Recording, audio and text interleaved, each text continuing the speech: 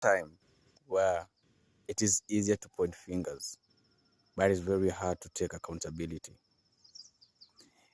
When you point a finger at anyone or at anything, is one finger pointing straight, three pointing back.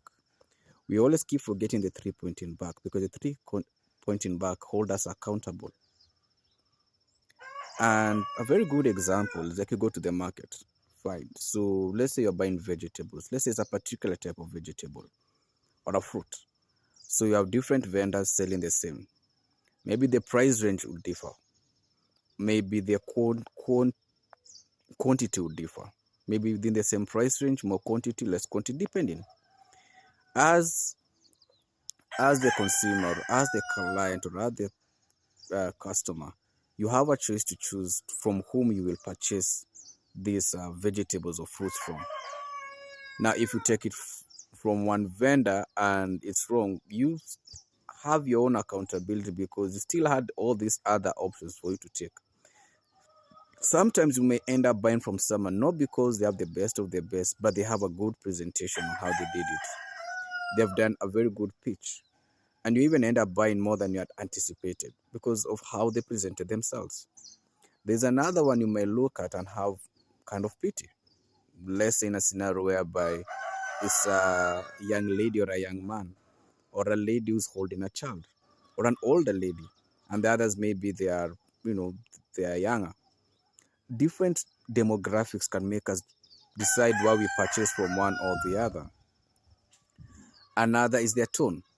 Some may have a very entitled kind of a tone, and another one a very laid back kind of a tone with a lot of respect.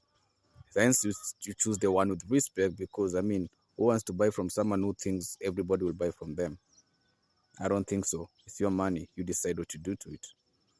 The thing is, we all have a choice of what we can allow and what we can reject. In the same way, it's easy to argue out a politician, for example. But you have a choice, one, by the vote that you place, two, by even having them impeached. Let's look at justice. Let's say it's an institution which has done something harmful to a student or to a worker or to an employee or to a supplier. You have a choice to keep supporting that institution or to say no and hold everyone accountable to what it is. When we lack to hold people accountable to what they are, then we are literally giving them the go-ahead to continue doing what they should not have done in the first place. You see, before someone does something evil, they trial test. Before governments try to impose laws, they trial test. If they want to believe in a particular propaganda, they'll trial test. You as a people have a choice to make if you're going to play game or you're going to get out of the circus. It's pretty much a choice. Even look at how most of us were raised. I'm from Africa. So my perception of different nations before all the social media was very different because you are given what is wholly fixed. I'll call it wholly fixed. Hollywood, wholly fixed for me. And with all the propaganda that came with all the media, comes social media, and you start interacting with people from different countries and nations, and you realize all this crap I watched pass through my teenage years were just all propaganda.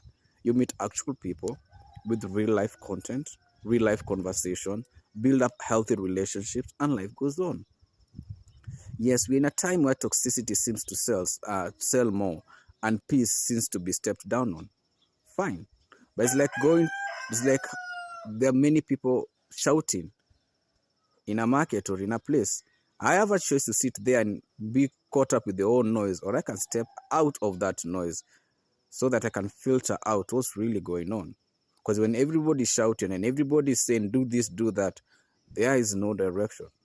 We have so much information in the world. We have zero transformation in the lives of those who are listening to all these types of information.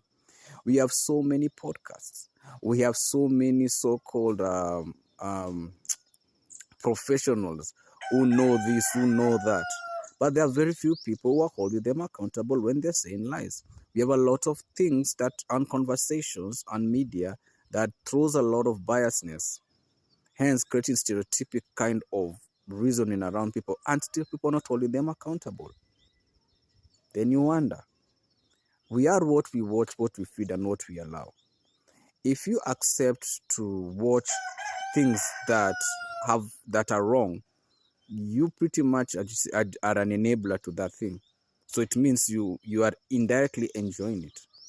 You just don't want to be seen enjoying it, but you're directly enjoying it. If let's say you hold an account, let's say a social media account, for example, and within your comment section you see people being rude or people doing or saying things that are wrong against an individual or against you, and you can see pretty much this is a really toxic kind of thing, you have a choice to filter out comments. You have a choice to delete those comments so that any other person who joins in finds something that is healthy and balanced. There's a separation between healthy contradictions and or healthy criticism and just plain bullying or just plain attacking people. The thing is, if you don't hold your part of the game and say, hey, this is wrong, this should not be done, then people will keep doing it, and hence it's gonna be hypocritical for you to then claim that people are toxic when your own platform is allowing it. You can also refuse not to watch or to listen to something or someone or be part of something if you know it's wrong. But by you participating in it and saying, I'm not like them. No, you are them. Actually, the reason as to why their work is because you're part of the followers. You see, the thing about being a follower of something, most times is most followers, like, I'm not talking like social media kind of reasoning followers, but I'm just talking like general followers, is because people just want to follow someone, but many people want to question why they following. It's like someone says we run. I mean, there's danger. Fine. After you've run away and reached that point, do you ask, okay, why were you running? Sometimes when you raise up and you pose or someone or something, what's your plan? Because after you've done everything and you've raised your concerns and everything, what's the plan? So you say you remove one particular leader. Who are you replacing with? Because if the person replacing it, you have not done a thorough investigation, then you may just be bringing another proxy agents who has been put in power by the power that be to make sure that the chaos continues. As much as we've gone through so much and people suffer because of choices made by other nations, there's one thing we keep always forgetting. A house does not break from outside, a house breaks from within. Whether it's the structure we're talking about or whether it's a family or a setup or a community. Before anyone comes in and destroys you, it has to be done from within. Someone from within must give out secrets. Someone from within must compromise so that the enemy from the outside finds a loophole to attack from within. And that becomes a sad story sometimes when I look at how we argue out our points out here, because we keep forgetting. We say, oh, we are united in this. And I keep asking people, fine, if you're united in something, how did you get yourself there? Who sold us out? Who did that? Who did this? Because if we can't get to that root cause, we are just going to double back and do the same thing all the time.